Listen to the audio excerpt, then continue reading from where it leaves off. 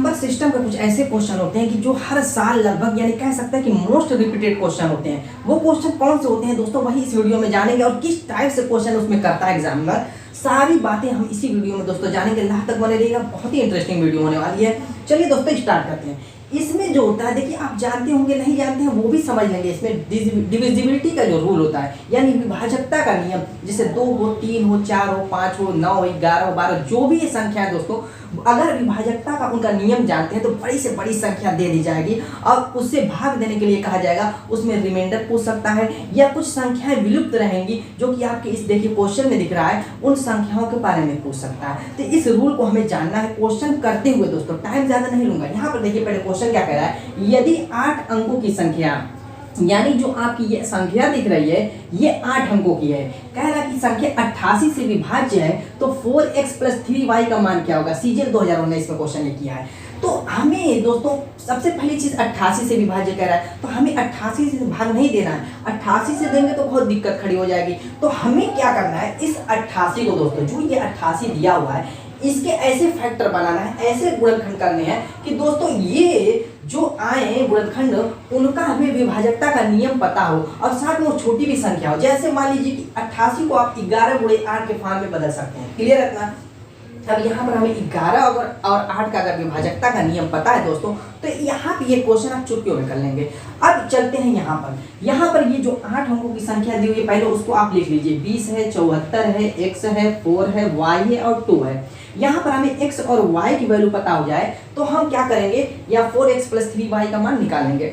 इसी का मान निकालना है दोस्तों। तो इसी के लिए हमें इन दोनों की नियम का पता होना चाहिए कि 8 और 11 से विभाजकता का नियम क्या है।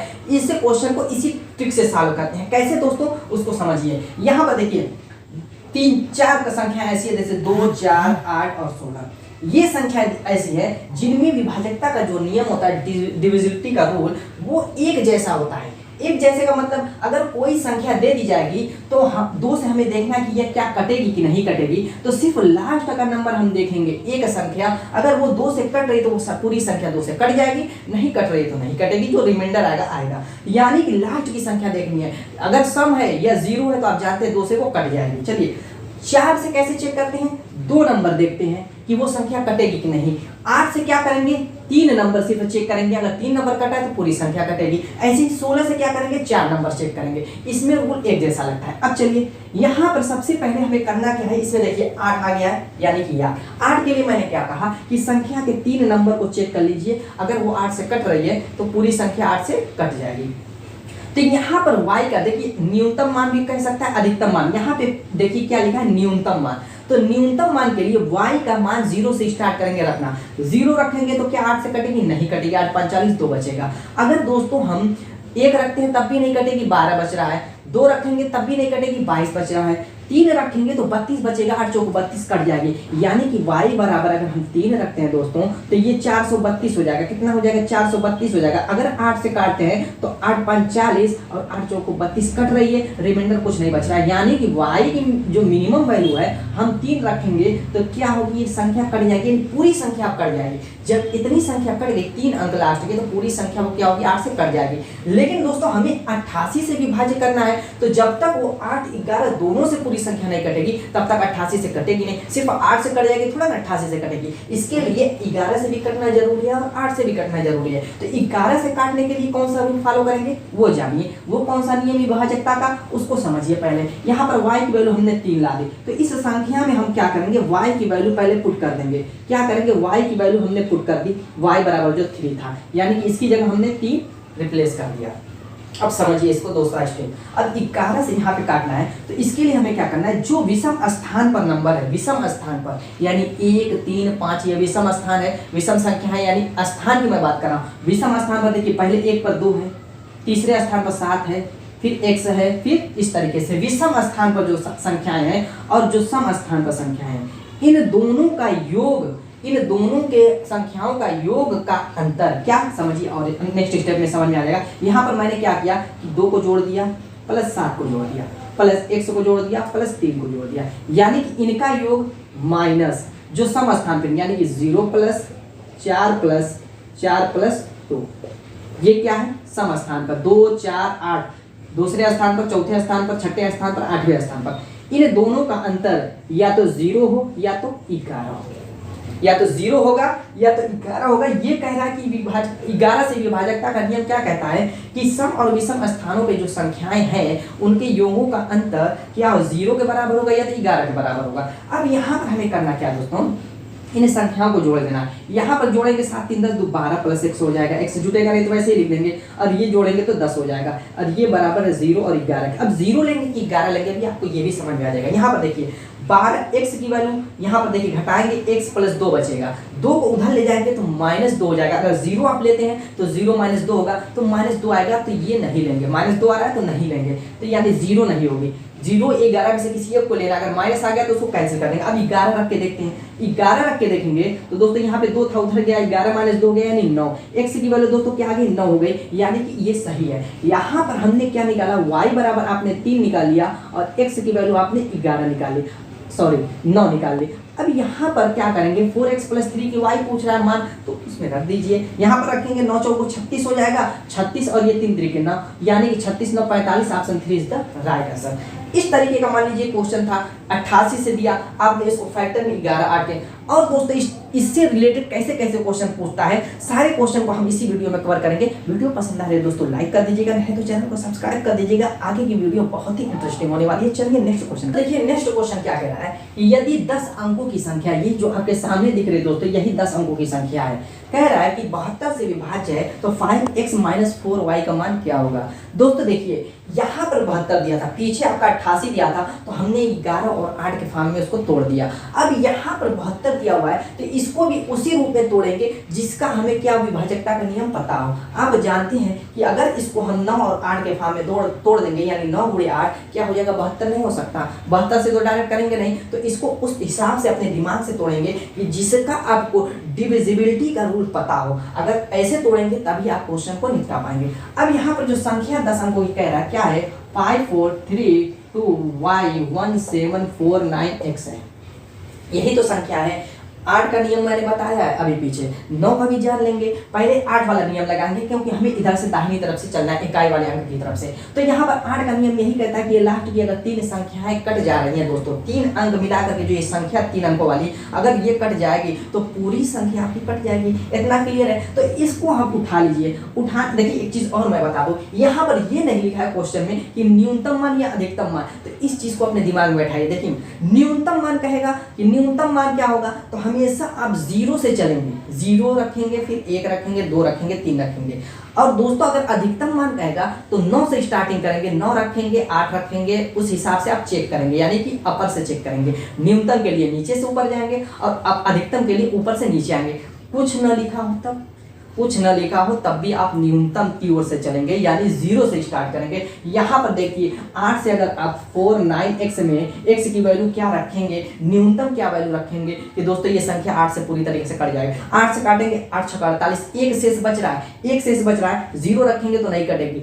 देखिए 2 3 4 5 6 जब तक नहीं रखेंगे, यानी 16 से कम संख्या कटेगी नहीं, यानी कि x की वैल्यू क्या रखेंगे, 6 रखेंगे। x की वैल्यू आप क्या रखेंगे, 6 रखेंगे, तो अभी ये पूरी संख्या आपकी क्या होगी, कटेगी। इतना क्लियर है, x की वैल्यू पता हो गई। अब हमें पता होना चाहिए कि 9 का क्या डिविजिबिलिटी का रूल है। 9 का पता होगा तभी तो फिर आप आगे का काम करेंगे। तो हमें देखिए 9 बताने से पहले हम 9 और 3 दोनों का जानेंगे।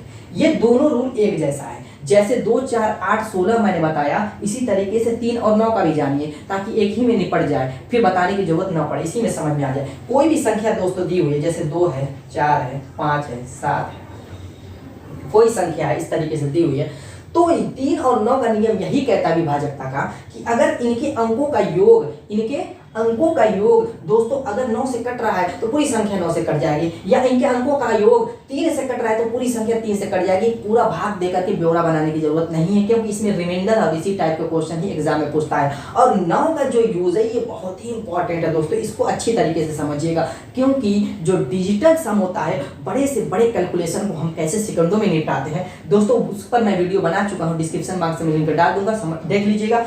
9 का जो होता है नियम ये समझ लेंगे, डिजिटल सम को समझना आसान हो जाएगा। अब यहाँ पर हम चेक करेंगे कि इनका सम क्या है। जैसे यहाँ पे 2 है, 4 को जोड़ेंगे 6 हो जाएगा, 6 5 11 हो जाएगा, 11 7 18 हो जाएगा, 18 और 8 दोस्तों कितना हो जाएगा, 26 हो जाएगा। तो 26 क्या 9 से कट रहा है? नहीं कट रहा है ना, तो नहीं कटेगी ये पूरी संख्या। आपका रिमाइंडर जो आएगा, जैसे 9 दूना के 18, 18 और 8, 8 रिमाइंडर आएगा। रिमाइंडर अगर पूछेगा तो आप रिमाइंडर 8 लिख सकते हैं। अगर दोस्तों मैं ये नंबर 9 कर देता हूँ 9, तो ये संख्या कितनी हो जाएगी? 27 हो जाएगी। क्लियर है? यानी कि ये जो संख्या बन गई है ये संख्या कट जाएगी, क्योंकि ये 27 जो इनका सम आ रहा है ये संख्या 9 से कट रही है, तो पूरी संख्या 9 से कट जाएगी। यही 3 और 9 दोनों में रूल होता है, यानी 3 से ये 27 कट रही तो पूरी संख्या 3 से कट जाएगी, 9 से कट रही तो पूरी संख्या 9 से कट जाएगी। 3 और 9 के लिए दोस्तों यही रूल अपनाएंगे, कभी भी मिस्टेक मत कीजिएगा, ये बहुत ही इंपॉर्टेंट चीज है। अब यहाँ पर चलिए मैं यही नियम लगाऊंगा 9 वाला, तो यहाँ पर सबको जोड़ना है। जैसे यहाँ पे 5 है, 5 4 9 हो गया, 9 3 12 हो गया, 12 2 14 हो गया, 14 1 15 हो गया, 15 7 दोस्तों 22 हो गया, 22 4 26 हो गया, 26 9 35, 35 और 6 41। मैंने y को क्यों नहीं जोड़ा? क्योंकि ये संख्या से अलग है, ये अंक है नहीं, तो इसको हम इस तरीके से लिख देंगे 41 प्लस y के फॉर्म में। इतना तो आप सभी को पता है। अब यहाँ पर हमें क्या करना है? देखिए मैंने कहा न्यूनतम मान से चलेंगे, अगर कुछ नहीं लिखा है तो y का न्यूनतम मान क्या यहाँ पर रखें दोस्तों कि वो 9 से कट जाए। 41 तो कट नहीं रहा है, तो y का क्या मान रखें? 0 तो रखेंगे नहीं, 41 कट नहीं रहा है, एक रखेंगे तो 9 5 45, 45 ही ऐसी संख्या है जो क्या है 9 से कट रही है। तो 45 का मतलब y का मान क्या रखेंगे? 4 रखेंगे। y का मान दोस्तों क्या आ गया? 4 आ गया। तो दोस्तों अब देखिए ये 45 हो गई, अब ये 9 से क्या हो जाएगी? कट जाएगी। और जब तक 8 और 9 दोनों से नहीं कटेगी तब तक वो संख्या 72 से तो कटेगी नहीं। तो हमें इसीलिए दोनों संख्याओं का एक साथ चेक करना रहता है। इस पे छोटे छोटे क्वेश्चन बनते हैं दोस्तों, ये तरीका मालूम रहेगा, उन छोटे क्वेश्चनों को आप सेकंडों में उड़ा देंगे। अब यहाँ पर दोस्तों हमने x और y की वैल्यू निकाल ली, 6 और 4 आ गया। तो यहाँ पर देखिए 5x है यानी 5 गुणे 6 हो जाएगा, माइनस 4y है यानी 4 गुणे 4 हो जाएगा। अब यहाँ पर हमने 30 ला दिया, ये 16 ला दिया, तो दोस्तों घटाएंगे तो कितना हो जाएगा? 14 आ जाएगा। यही आपका आंसर हो जाएगा, option 1 is the right answer. चलिए दोस्तों आपने जाना 72 और 88, इसमें आया 9 8 11, ये तो इतना पता चल गया।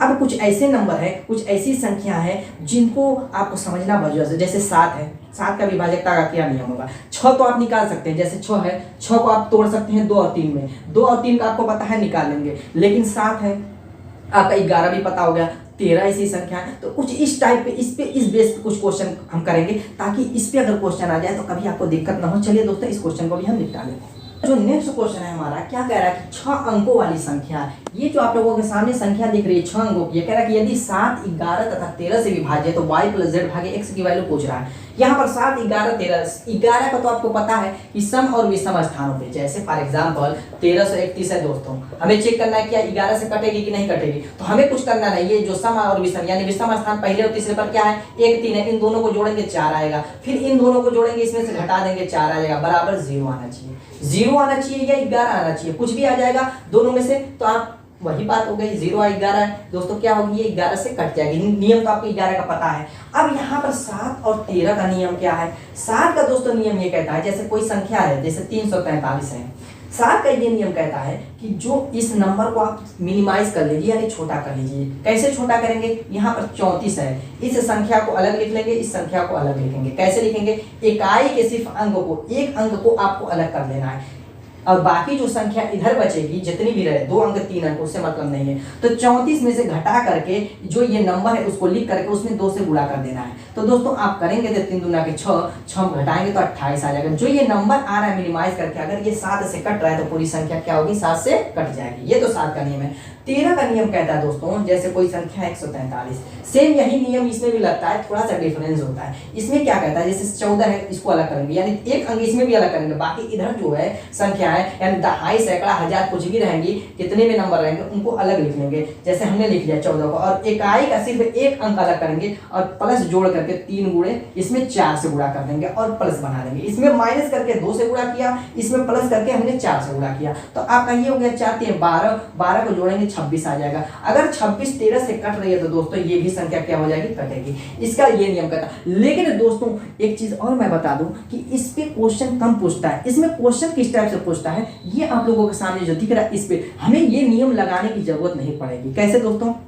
देखिए, अगर कहीं पर भी 7 11 और 13 का जो है दिख जाए और साथ में कहे 6 अंकों की संख्या, यहाँ पर 6 अंकों की संख्या है, क्या कह रहा है 6 अंकों की संख्या दिख जाए, 6 अंकों की दोस्तों संख्या दिख जाए और कहे कि 7, 11, 13 ये 3 नंबर दिमाग में बैठा लीजिए, दिख जाए और 6 अंकों की संख्या कहे तो हमेशा जो नंबर ये रहेगा 4, 7, 9, 4, 7, 9 वही सेम नंबर यहाँ पर भी रिपीट हो जाएगा 4, 7, 9, यानी x की वैल्यू 4, y की वैल्यू 7 और z की वैल्यू 9 हो जाएगी। संख्या आपकी यही हो जाएगी, इसी नंबर को क्या हो जाएगा इधर कॉपी कर दिया जाएगा, रख दिया जाएगा सेम टू सेम। कब 7, 11 और 13। नियम तो ये कहता है, कहीं जरूरत पड़ सकती है इसकी भी दोस्तों, तो इसको आप दिमाग में बैठा लेंगे इसको भी। और ये जो क्वेश्चन है इस रूल से बिल्कुल हट करके सॉल्व होगा। अब यहाँ पर x और y z की वैल्यू आ गई, यानी x की 4 आ गई तो y प्लस z भागे x की वैल्यू दोस्तों पूछ रहा है तो हम रख देंगे y की वैल्यू क्या है 7 है, z की 9, 9 7 16 हो जाएगी। अब बटे में दोस्तों भागे x है, x की वैल्यू 4 है, यानी कि 4 चौको 16, यही आपका दोस्तों आंसर हो जाएगा। Option 2 is the right answer. तो दोस्तों मैंने 3 क्वेश्चन करते करते आपको 2 से लेकर के 13 तक के डिविजिबिलिटी का रूल मैंने बता दिया है। और उससे रिलेटेड अगर बड़ी संख्याएं आती हैं तो उनको आप तोड़ करके, जैसे 88 है, 99 भी आ सकता है दोस्तों, 99 पर भी बहुत ज्यादा क्वेश्चन पूछता है। हमने 72 जाना, 99 जाना, 88 जाना, जरूरी नहीं है 9 से भी कह सकता है। तो इनका यूज यहाँ पर भी हमने किया और इसका यूज आपको रिमाइंडर थ्योरम में भी बहुत ज्यादा मिलेगा, साथ साथ डिजिटल सम में भी मिलेगा। तो दोस्तों बहुत ही इंपॉर्टेंट ये टॉपिक था, उम्मीद है कि आपको पसंद आएगा। मिलेंगे इसके जोरदार और प्यारे प्यारे टॉपिक से अपने नेक्स्ट वीडियो में, तब तक के लिए